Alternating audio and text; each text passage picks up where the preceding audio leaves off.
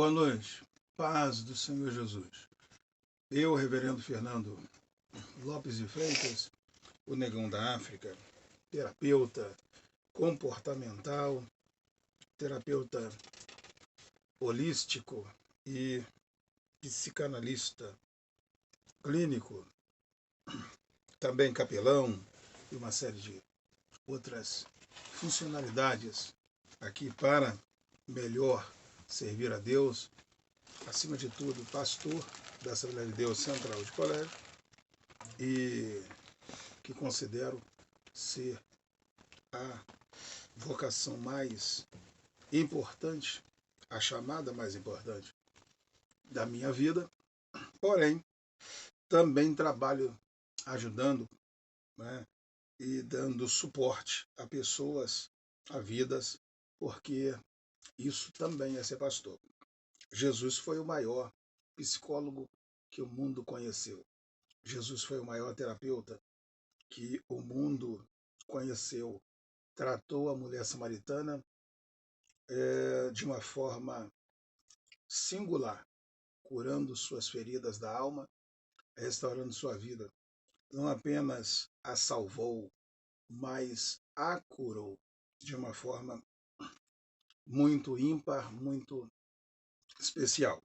Tratou Nicodemos uma madrugada inteira, tratou da sua alma e fez com que ele se transformasse numa pessoa nova em Cristo Jesus. Tratou Zaqueu de uma forma singular e única e especial e fez dele um homem de bem. Não só um homem salvo, mas um homem de bem. E mesmo debaixo de crítica, fez tudo isso. Nós estamos tratando já há algum tempo algumas anomalias, alguns problemas do coração, da alma das pessoas, porque terapeuta trata disso mesmo, problemas psicossomáticos, psicoemocionais. E nós procuramos entrar na mente de algumas pessoas, ou no coração delas, ou nas emoções, ou nos pensamentos, naquilo que está atritando. Eu trato feridas, né? Fiz uma especialização com o mestre William Borges, que é mestre, que é pastor, que é doutor, que é tantas coisas, e é uma inspiração poder ouvi-lo, é sempre maravilhoso, e isso não é só a minha palavra no tocante à pessoa dele, mas é a palavra de muitos que comigo estão concluindo mais um curso pela faculdade FATEB, né, onde ele também é professor. E é uma honra poder participar de suas aulas maravilhosas, aulas singulares. E meu desejo é que Deus continue abençoando ele. Eu estava meditando porque o que são traumas, né? Nós estudamos sobre psicotraumas, nós estudamos sobre traumas emocionais, né? E com ele fizemos um curso sobre exatamente isso, traumas emocionais. E foi muito singular, e eu tenho feito lives, né? Já bem mais de um mês tenho feito lives tratando de problemas em 3 níveis, né? 3 níveis. Aonde é mais provável, né, haver traumas? Em que classe de pessoas é mais provável e é mais suscetível ter traumas? E o que é trauma? Trauma é uma ruptura. Trauma é uma palavra plural do grego traumas, que significa ferida. Trauma é uma ferida. Bom, o trauma não é uma ferida externa, ou uma ferida, uma chaga no corpo. Não é? Existe uma classe na medicina que trata traumas. Traumas e existe ali o hospital de traumatologia, ali pertinho, né, ali perto da rodoviária, né, Novo Rio. Ali um grande hospital, né, de traumatologia. Ali trata de rupturas, de quebraduras, né, de ligaduras não concisas, não estáticas, né, mas aonde houve quebraduras ou rupturas ou feridas nos ossos. Lá é considerado o hospital dos ossos, mas dos ossos quebrados, traumatizados. Mas quem é que trata do trauma que ninguém vê? Pode ter certeza que todos os traumas a níveis, né, de ossos, crânio, né, fêmur, tíbia, perônio e por aí vai, ossos, né, todos esses ossos, né, esses tendões, tudo isso é possível ver numa tomografia. Tudo isso é possível ver numa ressonância ou até mesmo em uma simples ultrassonografia. Dá para ver, ou numa chapa de raio-x, né? Radiologia, dá para você ver aonde está quebrado, aonde está fraturado, aonde está traumatizado. Dá para ver. Mas e como? Olha bem essa imagem aqui, né? Você está vendo essa imagem? Dessa criança aqui, ó, com as mãozinhas na boca. Dá para você olhar para ela e ver o que ela está sentindo? Com certeza não. Com certeza não. Mas eu consigo olhar para ela e pelo menos ver que ela está com medo, pelo menos ver que o medo está levando ela a uma crise de ansiedade, que está levando ela ao pânico. E o pânico, uma vez que ele se estabelece, ele traz problemas muito sérios. Algumas crianças e adolescentes com síndrome do pânico evitam lugares onde elas acham que podem ser atacadas ou ser vitimadas. E aí é que está. Existe todo um processo para acompanhar uma pessoa, mas existe um processo para observar. Tudo começa na observação. Observação, planejamento, execução. Isso é uma estratégia para se trabalhar.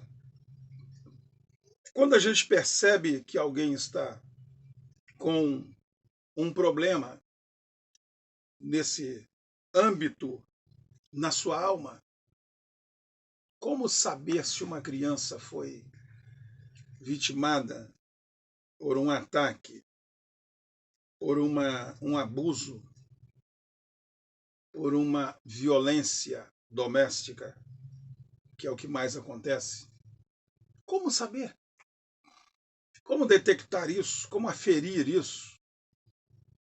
Como você olhar para uma criança e você ver que ela está machucada?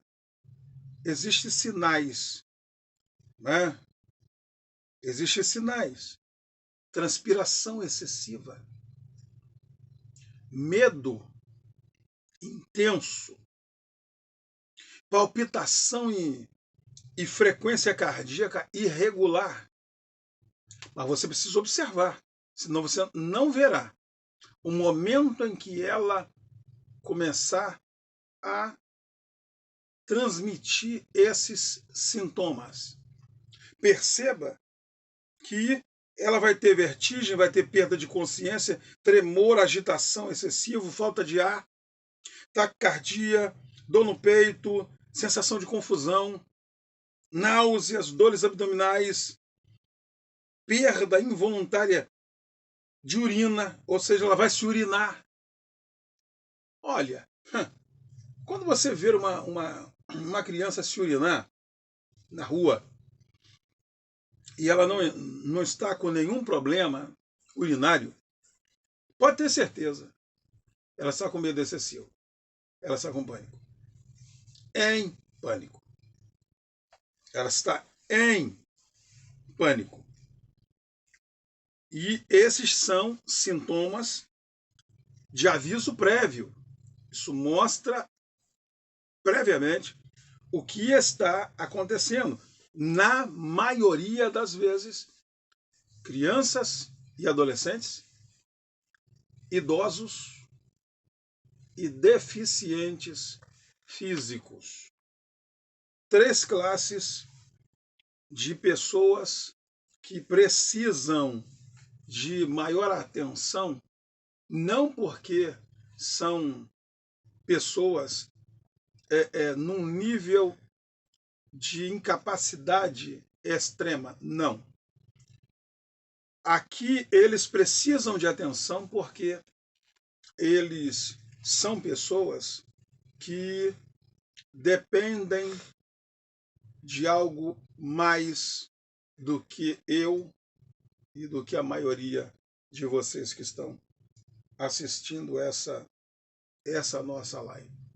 Veja bem, uma criança, um idoso e um deficiente físico, à luz do Código Civil, ele é civilmente incapaz. Ele precisa de mais cuidados e mais atenção. Por que uma criança precisa de atenção e cuidado? Porque ela está vulnerável. Não são todos os pais que são pais. Às vezes são monstros. Às vezes são demônios. Às vezes são diabo em pele de ovelha. E eu não estou aqui excusando, tirando aqui os evangélicos, os cristãos nominais, quer sejam assim, porque no Brasil é qualificado como cristão qualquer pessoa que frequenta uma seita ou uma igreja ou ele tenha uma religião. Não interessa se ele é extremista, radical, não interessa o que ele seja. Mas se ele vai a uma determinada classe, né, pseudo, né, espiritual, então ele é cristão. Por isso o Brasil é considerado um país cristão. Mas espera aí, todos comungam o Evangelho de Jesus, todos praticam a Bíblia Sagrada como regra de fé e de sua conduta. Nós somos um país místico e mistificado. Nós somos um país onde as pessoas frequentam o que quer e chama de Deus aquilo que cisma. E não é por causa disso que eles são cristãos. Cristão, a própria palavra diz e denota e traz um significado de que é aquele que segue a Cristo. Se você não um seguidor de Cristo e dos seus ensinamentos, da sua palavra de vida para nós, então você não é um cristão. Isso aqui não está em discussão. Isso aqui é fato. Cristão é aquele que segue a Cristo, segue os ensinamentos de Jesus. Então você vai constatar que nem todos que dizem que são cristãos de verdade. Você vai constatar também que nem todas as pessoas que dizem ou que frequentam uma igreja evangélica ou católica, ou seja lá qual for a igreja, ela segue a Cristo. Então, nem todas as religiões vai dar no céu e nem todos estão exatamente proclamando Cristo.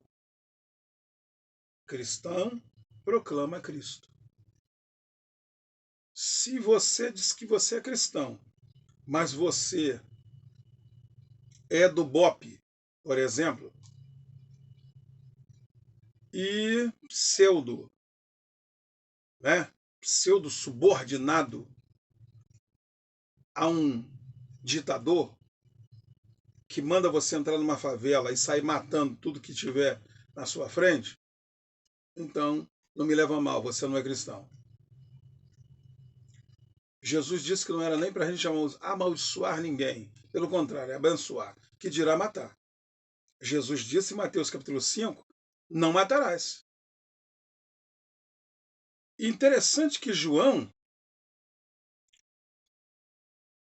disse e escreveu que aquele que não gosta, aquele que odeia, aquele que aborrece a seu irmão, ou seja, a seu próximo, já matou ele, é homicida.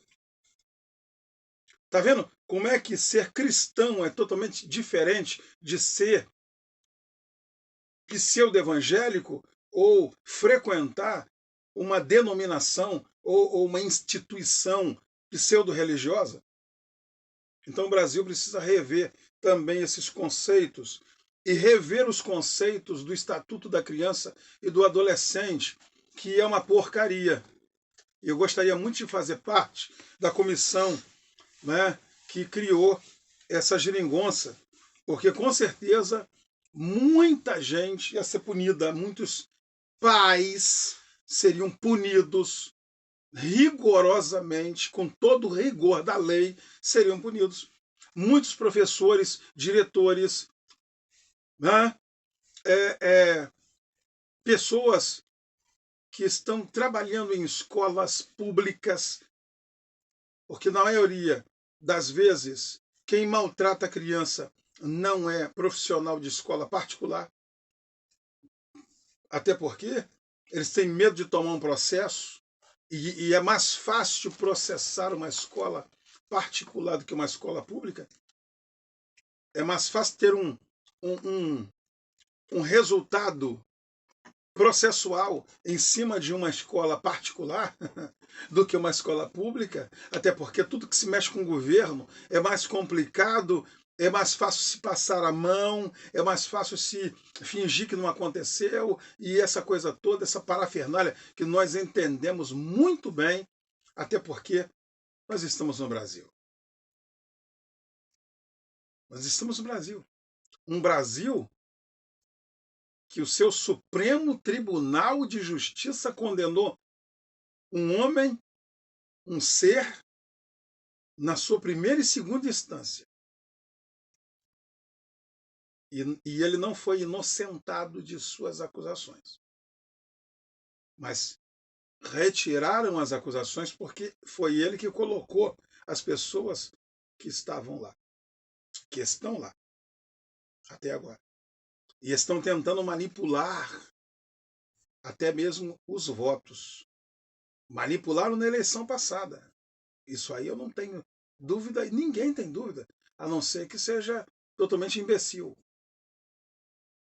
E estão tentando, dessa vez, fazer a mesma coisa para que esse ser volte ao poder.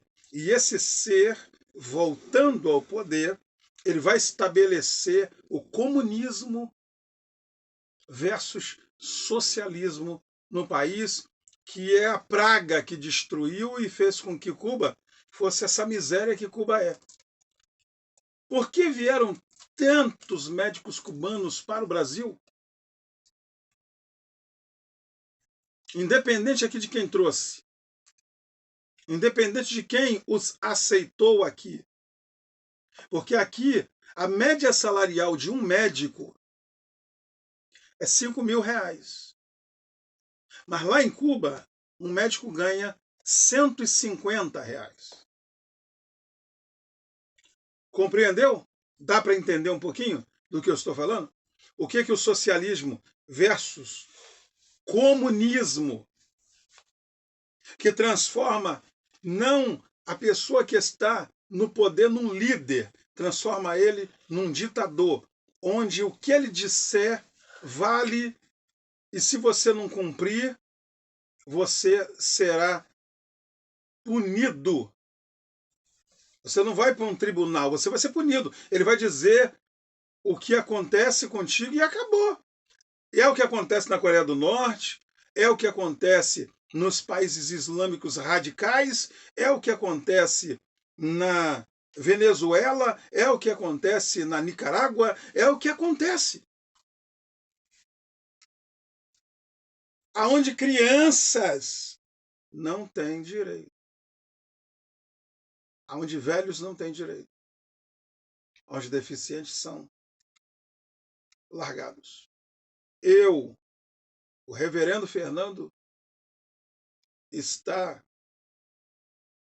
estou numa posição de total aversão a essas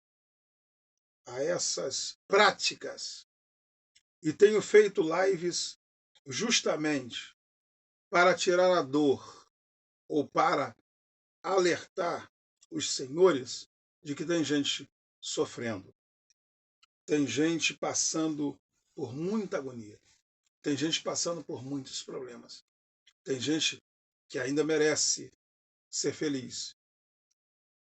Mas uma dúvida aqui que muitos têm é que, poxa, gente normal não entra em pânico. Sim, crise de pânico é uma coisa hoje normal.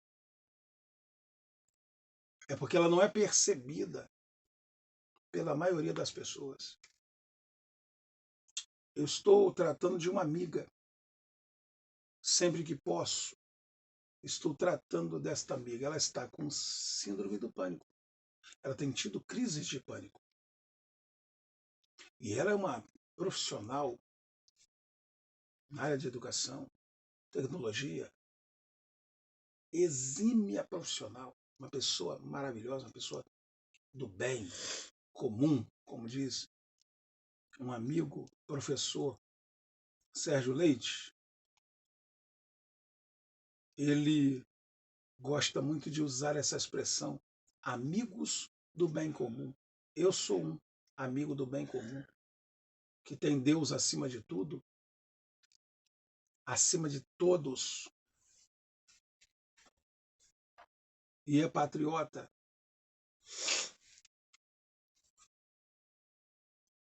Sou defensor da família, direito da família. Não vou me escusar nunca do meu papel, não porque sou pastor, mas porque sou um ser que foi educado,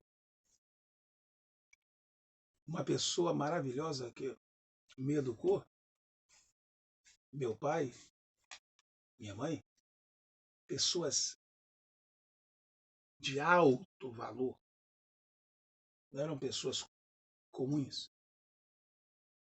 E olha aqui, colocaram dentro de mim valores que são inegociáveis, irrefutáveis, inalienáveis, que eu vou levar para minha vida inteira, e que eu tenho passado esses valores para meus filhos. Se eles O que eles vão fazer com isso, com essas informações, é com eles mesmos. Mas o maior ensinamento eu dou com a minha vida. Os meus filhos sabem que a comida que entra na minha casa, ela é suada. Ela é bem suada. É. Ela não é fruto de caminhos tortos. Não. A luz da minha casa é paga. A água da minha casa é paga. A taxa de incêndio da minha casa é paga. Embora eu não concorde com isso, mas eu pago. Corpo de Bombeiro pertence ao governo do Estado. Eu não concordo com IPVA, Imposto sobre Veículo Automotor. Comprei um carro, por que eu tenho que pagar todo ano imposto do carro? Imposto eu já paguei quando comprei o carro. Mas eu tenho que continuar pagando todo ano imposto em cima do carro. Não consigo compreender essa lógica governamental. Carro não é casa. Não é um imóvel. Uma casa dura 100, 200 anos. Um carro não.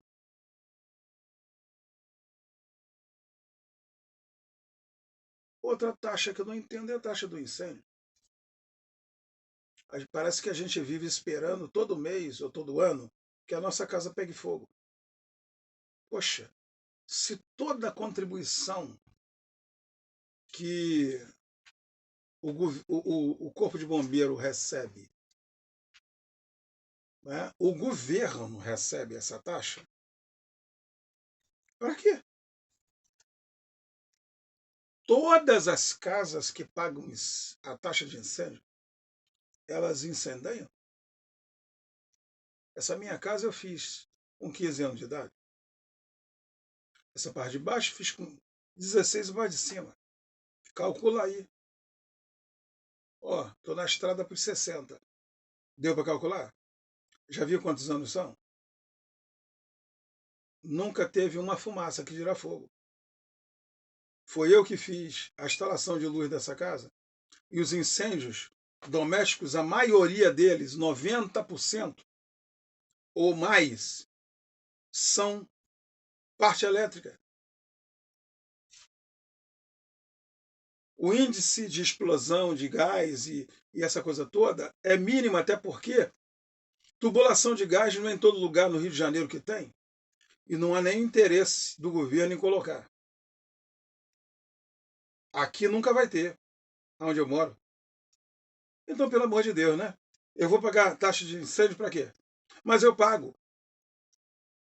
Esse ano paguei das minhas duas casas, coisa que desde que eu fiz, nunca teve. Porque não havia taxa para uma casa com menos de 55 metros quadrados. Essa minha casa tem uma média de cada andar, uma média de 48 metros quadrados, por aí. Eu não entendi por que né, veio o imposto das duas casas. Mas tudo bem. Paguei. E agora que minha mãe foi para a eternidade, está melhor do que eu tenho que pagar o imposto da casa dela. E mesmo vazia. Que lindo, né? O governo, de uma maneira linda, de extorquir as pessoas. Estou falando assim ironicamente, né? É lindo e irônico. Né? A mesma coisa são os pardais que eles estão colocando de novo. Tiraram as pragas dos pardais das ruas aqui, da Môncio Félix ali, perto do UPA, tiraram daqui da Estrada do Barro Vermelho, tiraram de lá da Môncio Félix já, né, mais perto do Mundial, mas já colocaram essas pragas tudo de novo. E acrescentaram, colocaram uma, né, lá perto da falida empresa do Nove Dedos, né? Oi! Antiga Telemã, tinha. Lá nunca teve pardal. Colocaram pardal agora. O governo tá pobre, né? O governo tá tão pobre, a miséria é tão grande. Não é à toa que estão querendo ser governador. É porque não tem dinheiro no Estado. Né? Mas tudo bem. Tudo bem. Né? Ninguém joga um coquetel molotov num troço desse e queima um bagulho desse. Né? Porque áreas aonde assalto de dia, de noite, misericórdia, de manhã bem cedo ou de noite. Aí eu pergunto, se o radar começa a marcar, eu não acredito. Se o troço está lá, piscando 24 horas, para mim ele está marcando. Mas a placa está dizendo que só vai marcar de 6 da manhã a 10 da noite. Mentira. Acha que eu vou passar devagarinho num lugar onde tem pardal? Lá, o caça-níquel. O caça-níquel. Eu vou passar devagar? Então, mas espera aí, o que tem a ver tudo isso com o tema? Né? É aí que entra a crise de ansiedade das pessoas. Porque todos esses problemas aqui é devido à crise de ansiedade. Nunca houve na história do mundo um tempo de ansiedade crônica como nós estamos vivendo. E aí fica o pensamento. Por que as pessoas estão tão destrambelhadas, tão nervosas, tão irritadas? Eu vi um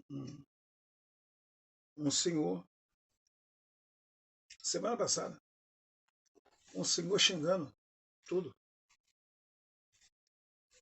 Tudo. Ele xingou até o carro dele. Aí quando alguém foi falar, ô rapaz, vai você também. Tá vendo como é que as pessoas estão? O meu vizinho aqui, novinho, como diz o mineiro, bem mais novo do que eu, mais de 20 anos, mais novo que eu, tá tão nervoso que a pressão tá passando de 19, 20. De tanto nervoso, de tanta coisa. Meu Deus do céu. Para e pensa. Como é que pode isso? Como é que um rapaz novo tá assim? E um dia desse ele estava tão nervoso, ele estava mexendo no carro dele, de repente ele começou e você, o carro, como se o carro estivesse entendendo o que ele estava falando. E você vai, e mandou ele, xingando o carro, e chutou o carro, e entrou para dentro de casa com a pressão a mil. O irmão dele, mais novo do que ele, semana passada estava ali, mexendo no carro, sozinho. De repente ele começou a xingar alto e eu estava conversando com um amigo, um velho amigo. E nós estávamos conversando e de repente ele deu um grito, xingou um palavrão bem alto. E a gente olhou assim para ele, até meio assustado. Aconteceu alguma coisa? Não, não tinha acontecido nada, não. E ele com a cara fechada, bufando, xingando o carro e gritando palavrões. É assim que está a sociedade brasileira. Eu quero terminar essa minha palavra de hoje esperando que você medite, que você faça exercício de respiração, que você coloque uma música, uma trilha sonora. Mas, meu amigo, não coloca, pelo amor de Deus, o Kiss para tocar, AC/DC. Não coloque heavy metal para tocar, não. Muito menos essas porcarias que o falecido, ignorante Wagner Montes, que foi deputado dessa porcaria desse Rio de Janeiro, né, sancionou, né, fez a lei que foi sancionada pelo ridículo do governador na época, transformando essa porcaria que chamam, né, de funk. Eu nunca vi ser música popular brasileira uma porcaria que fica senta, senta, senta, senta, passa ali, pega aqui, e faz isso e faz aquilo, viu? E depois as mulheres querem reclamar que elas não são valorizadas, mas elas vão para uma porcaria de um baile promovido por facção criminosa. Já começa por aí, já está tudo errado.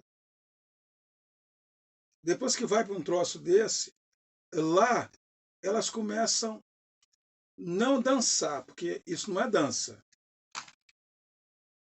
Não é dança, de jeito nenhum. Ficar com uma roupa ridícula, que é um pedaço de pano, com ou sem lingerie, e lá tocando aquilo, berrando, né? Aquele troço que eles chamam de equipe de som. Não, é equipe de barulho, que tinha que ser proibido. Tinha que ser proibido. Por quê? Poluição sonora. Onde está, uma hora dessa, o batalhão de polícia mais próximo?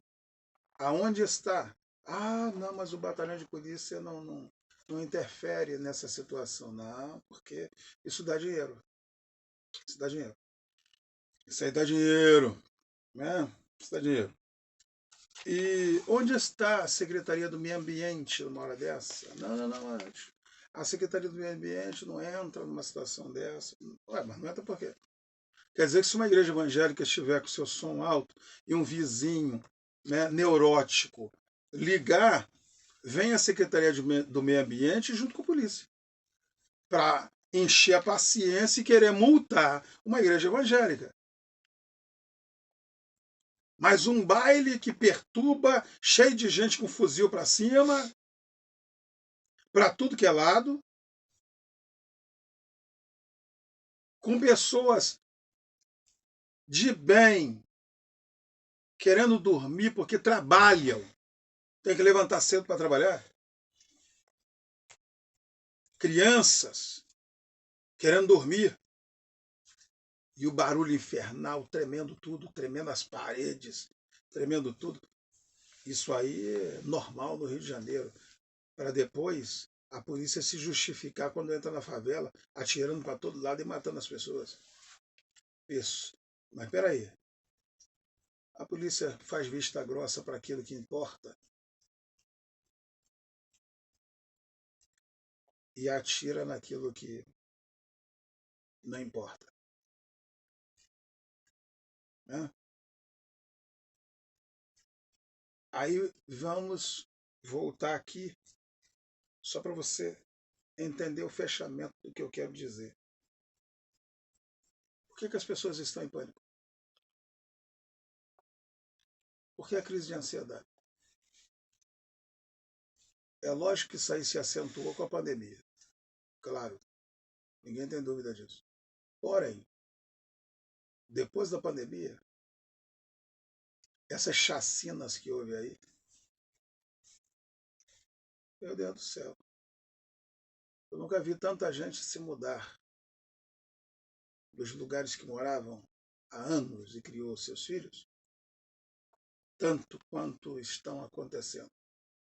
As chacinas fazem isso. E depois os governantes vão para a televisão, de preferência para a TV Esgoto, vão para lá dizer que não houve chacina nenhuma. E a culpa não foi deles. Eles mataram, e a culpa não é deles. Mas como aqui não tem CSI, NCIS, aqui não tem nada disso. Coisa que nos Estados Unidos tem. FBI, que é o FBI, né? Aqui não tem. Aqui não tem perícia criminal. Aqui o cabra chega, porque eu já cansei de ver. O cabra chega, dá uma olhadinha assim, tira uma foto, nem olha para o lado, para saber de onde, de que direção a munição veio, não pergunta, não faz uma cariação para saber aonde o policial estava, aonde e medir. Porque eu fui reconhecer um rapaz que a polícia executou, mas saiu no repórter que a polícia não executou, não. Na trocação, e eu cheguei e não tinha arma. Cadê a arma do menino? Não tinha. Mas que trocação? E eu conversei com o policial. Um dos policiais.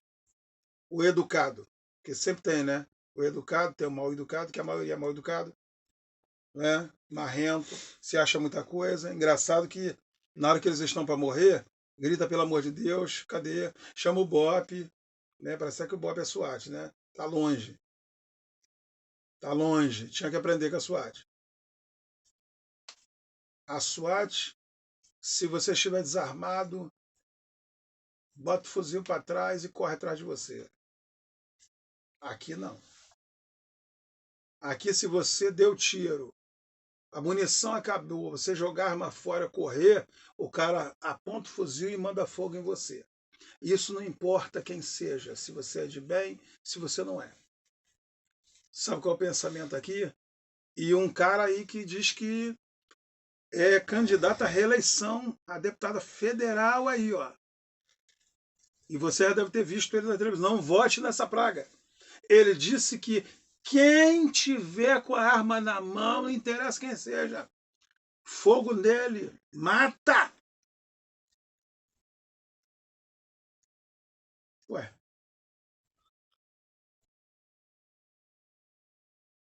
Estados Unidos, protegido pela primeira e segunda emenda, existe liberdade de expressão, comunicação, imprensa e tal, mas também existe a liberdade de você ter uma arma. E até um fuzil, se você quiser e tiver dinheiro para comprar, você vai lá, compra, registra. Você tem um fuzil em casa.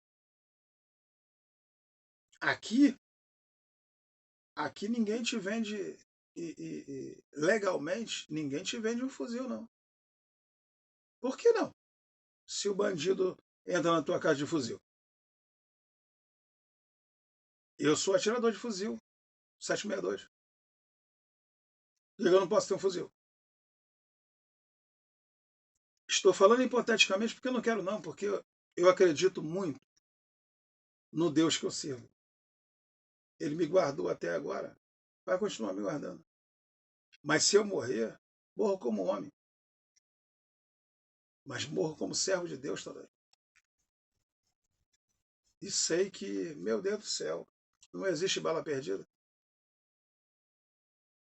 Se me achar no meio da rua, eu tenho certeza. Minha esposa não vai passar fome, nem meus filhos. E eu vou para um lugar muito melhor do que essa porcaria desse lugar que nós estamos. Onde só prevalece o que não presta. E é por isso que aí eu volto e fecho aqui. Ó.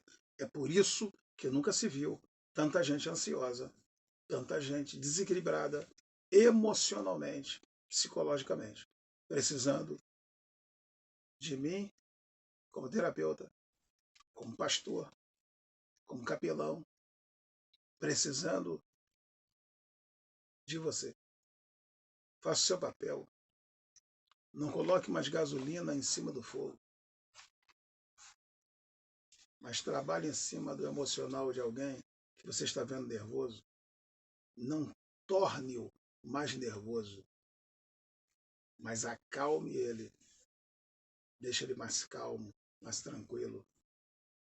E Deus vai ser contigo. Lembrando que o céu não está em crise, Deus não está em crise.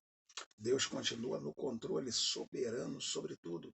Lembrando que você foi criado por Deus, não veio do macaco, não foi criado por uma explosão, nada disso não.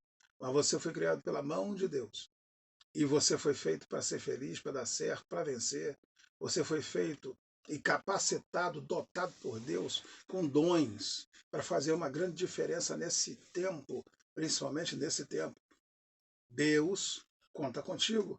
Sua família é um presente de Deus, seus filhos, herança de Deus. Faça da sua casa um paraíso. Torne a sua casa um lar, uma construção de vitória, de bênçãos. Não se esqueça, você nasceu para dar certo, nasceu para ser feliz, nasceu para ser muito mais do que vencedor. Deus te abençoe muitíssimo. Shalom, Adonai.